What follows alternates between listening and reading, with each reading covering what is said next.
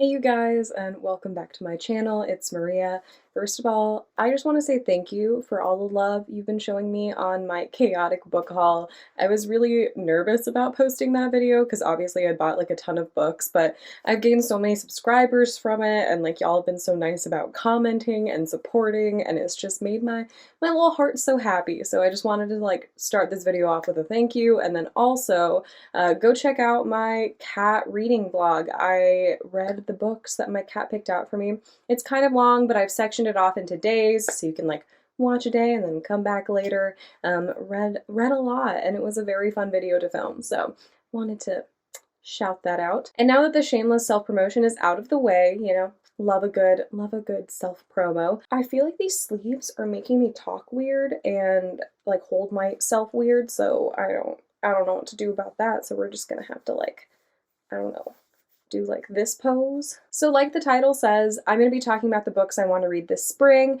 I, in general, always have an idea of the books I want to read each season. That's why I don't really do monthly TBRs anymore. There are books I need to read each month for either NetGalley reasons or buddy reads or readathons, that kind of thing. So I still mention them in my wrap-ups, but I don't really do like official TBRs with just the books that I have in the back of my mind to read, but not for any particular reason other than I want to read them, and like there's nothing pressing that requires me to read them, if that makes sense. So I usually have like a post-it note on my computer of those books, just kind of a little, if I'm really not feeling the other books I'm reading, I can go to these. And I normally don't talk about them, like I said, because I don't do TBRs. But I saw that Reagan from Peruse Project did a video talking about books she wants to read this spring, and I thought that would be really fun. So I decided to do it. I have a stack of books here. I'm not going to be including books that I like have to read. Like I said, either for NetGalley reasons or buddy read reasons, just books that I've been feeling that are on like the back burner of my TBR that, I've been eyeing for a while and I'm waiting for an opportunity to read. As you'll be able to see, a lot of these books are like pretty thick, which is why I haven't started them yet, because like I said, I have other engagements, requirements, responsibilities, any synonym you can think of. So let's get started with all the fun spring reads. I should also point out that I'm not really like a contemporary reader. Like I don't read just contemporary in the spring and then like fantasy in the winter. I read all the things all the time, so just bear that in mind while we go through these, because they're not going to make a lot of sense. So the first book I have here is Voyager by Diana Gabaldon, and the reason I want to pick this up this spring is I just finished Dragonfly and Amber, and I just finished season 2 of Outlander, like the show, and I want to know what happens so badly, but these books are so thick. This one is over 1,000 pages. They always take me a little bit to get through. Obviously they have slow points, because with long books there's always some slow points. They're very long, there's lots happening, but also sometimes nothing is happening. So I've been waiting to start this, but also I know that once I start, I'm gonna go on this journey for a very long time. So I need to take a couple bits of advice from my video of how to tackle big books and start this, but it's definitely a little daunting. This series is always a little daunting because I know that once I finish this one, I have book 4, and then I have book 5, and then I have book 6, and then book 7, and then book 8, and then I think there's a book 9 that's going to come out. And there's this one book in the series that's like 1,500 pages. I don't know if I'm ready to get there. That's a lot. That's a lot of pages. It's going to take me forever. But I would like to finish this series by the end of the year. Wish me luck with that. Don't know if I'm going to be able to actually do that. And we'll see. We'll see. But this is definitely pretty high up on my TBR. Also, I will say, please excuse my nail polish color. It looks like sparkly jaundice. The yellow color, it was supposed to be more mustardy, and it turned into this. And I put sparkles over it so it looked less like jaundice, but now it just looked like sparkly jaundice. So sorry if that's a little weird to look at, but we're gonna have to go with it because I don't want to repaint my nails, because that takes a lot of effort. The next book pretty high up on my TBR is The Viscount Who Loved Me by Julia Quinn, which is the second book in the Bridgerton series. I read The Duke and I in December, right before the Bridgerton show came out. I've since seen the Bridgerton show twice, so I clearly did enjoy it, although there are definitely issues with it, not trying to overwrite those. But I really want to see if I like the rest of the series better, because I did enjoy the first book, but as most of you probably know, there were some problematic elements that I did not enjoy, and in addition to that, it was okay. Like, I didn't really understand people's obsession with the book. I think the show is a little better, which I don't know if people agree with me there. I know that's a controversial thing to say about books and movie and TV show adaptations, but I do think that the show was better than the book. So a lot of people say that the books get better, especially people really like the Viscount Who Loved Me because they love Anthony. And Anthony and I were a slow burn. At first, I really didn't like him the first time I watched the show and like read the book, just was not into it.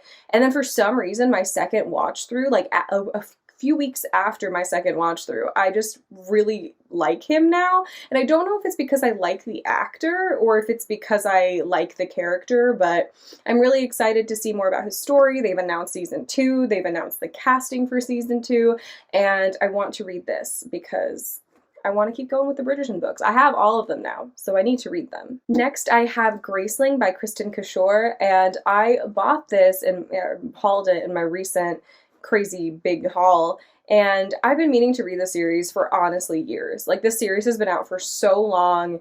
A new book in the series came out, which is Winterkeep, I think, and I would like to read them. I've heard that it's about like really strong female characters and there's like healthy relationships that are present. I actually want to do a video about healthy relationships in books, so I feel like reading this would also kind of help me get there and give me some examples to give you guys for that video. But yeah, it's a good classic fantasy.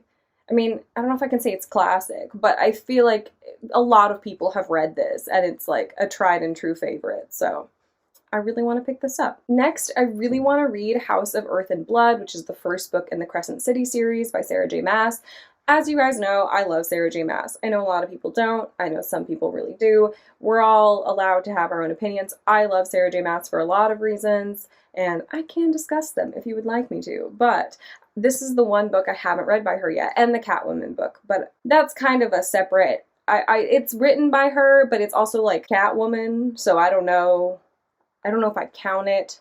I don't know why I wouldn't count it, because it is written by her, but it's not like an original idea in the sense that like Catwoman wasn't her brainchild, but like Throne of Glass and A Court of Thorns and Roses and House of Earth and Blood, like these are all her brainchild, if that makes sense. Anyway, that was a ramble. Point is, I have been saving this one because after I read this, other than Catwoman, I have nothing else to read by Sarah J. Maas. And Sarah J. Maas is that author that, like, I know if I'm in a reading slump or I'm, like, not really feeling the books that I'm reading, if I pick up her book, I will 100% read it in, like, a day or two, and I will devour it and be obsessed with it and really into it and really invested and emotional and just having a great time. So I've been putting this off because, yeah, once I finish this, like, there's nothing else to read by her, and I can't wait for the second one that long. So I'm just feeling a lot of things and really torn about this, but I do want to pick this up. This is the beautiful, like, Waterstones UK edition. It has the sprayed edges, and it's gorgeous.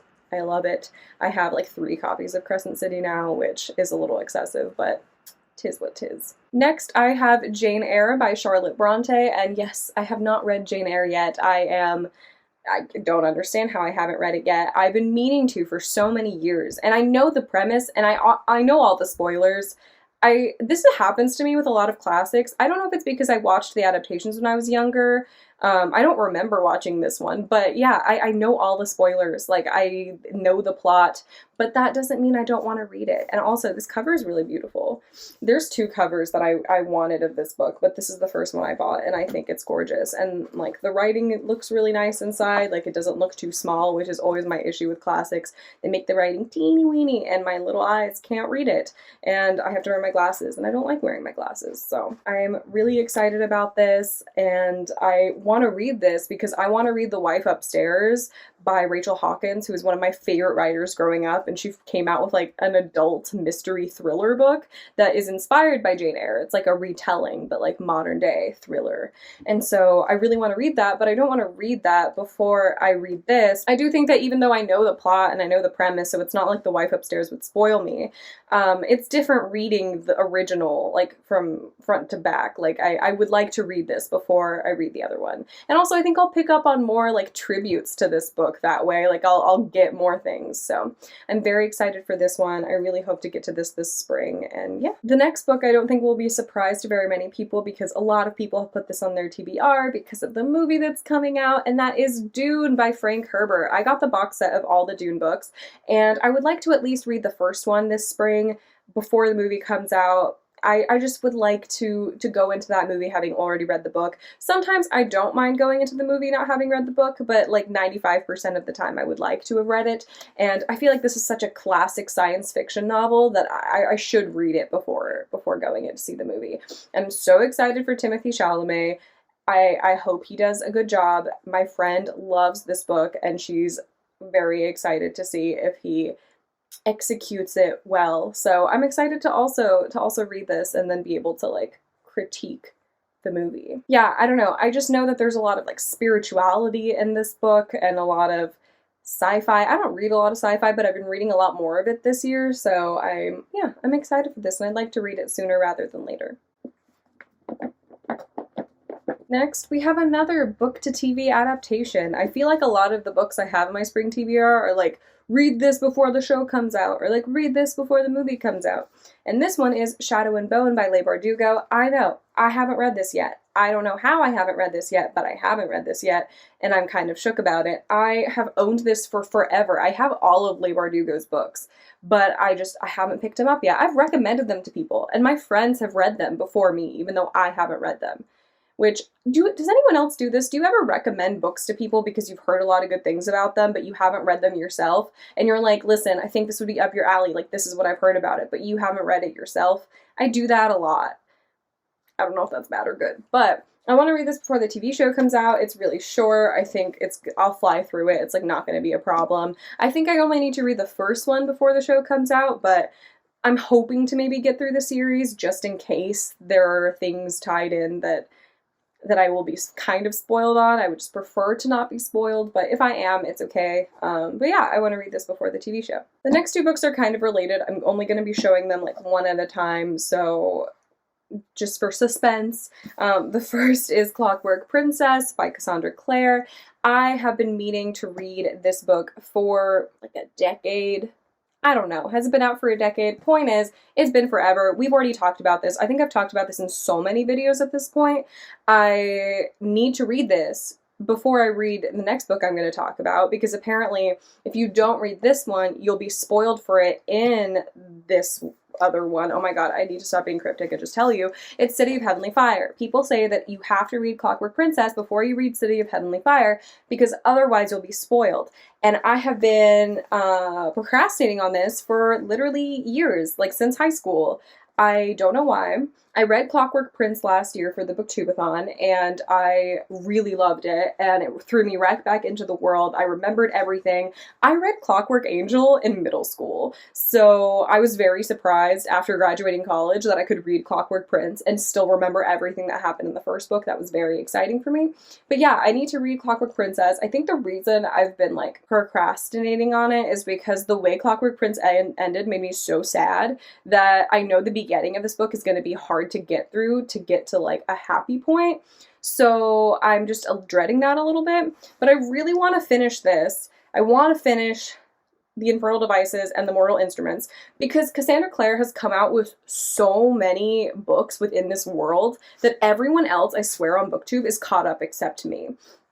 I want to read the Chain of Iron and Chain of Gold books. I want to read, like, the Bane Chronicles. There's so many books in this world that have come out that I want to read, and I own all of them, but I haven't been able to read them because I don't want to be spoiled.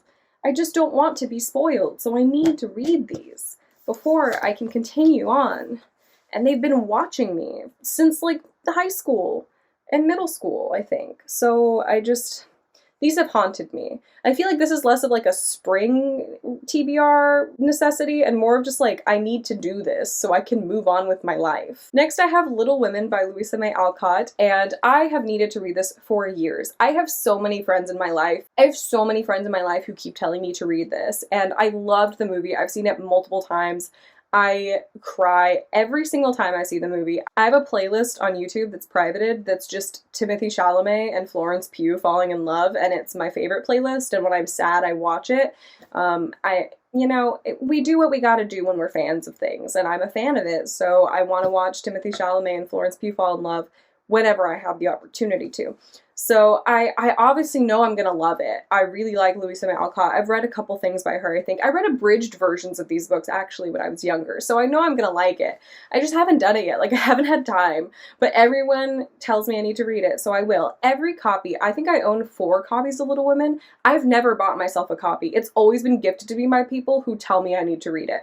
So at this point, I think the universe is telling me to read this book, and I need to take the universe's hint, or else it's gonna get mad. The last book that I have on my TBR is another classic. Lots of classics on this. Lots of tried and true classics. We have Anna Karenina by Leo Tolstoy, and I have been meaning to read this for a while. This is my housemate's favorite book.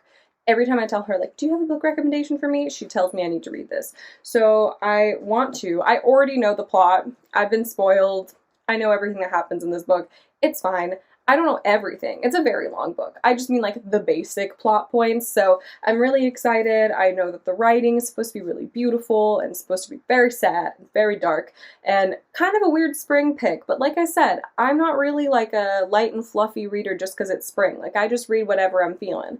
And I'm not quite feeling darkness yet, but maybe soon. Maybe I'll feel some darkness soon. It's definitely a book I want to read soon, and I'm really excited about it. And by excited, I mean I'm ready to have my heart crushed and broken and ripped out of my chest the way Russian authors like to do. Like I said, there are a lot of books that I need to be reading in spring for NetGalley and for other buddy read type things, but these are the books that, yeah, are just like my random that's what I'm feeling reads, not my I have to read this because there's a deadline reads. But yeah, let me know if you've read any of these. Which one do you think I should read first? I'm always looking for recommendations from you guys because it's fun. I love being recommended books by people. Also, just recommend me books that aren't on this list, but that you think I should read. I'm really down. Would love to add it to my TBR. I have a never-ending TBR list, so what's one more book added to the pile? You know what I'm saying? But yeah, what's on your spring TBR this year? I'd love to know. Leave a comment down below letting me know. Hit the like button if you think that I could read all of these books in spring. If you don't think I can, that's okay, because I also don't have faith in myself, so we're on the same page there. As always, I leave my links down below to all my social media, like my Twitter, my Instagram, my Goodreads, all that fun stuff, and I will see you guys in my next video. Bye!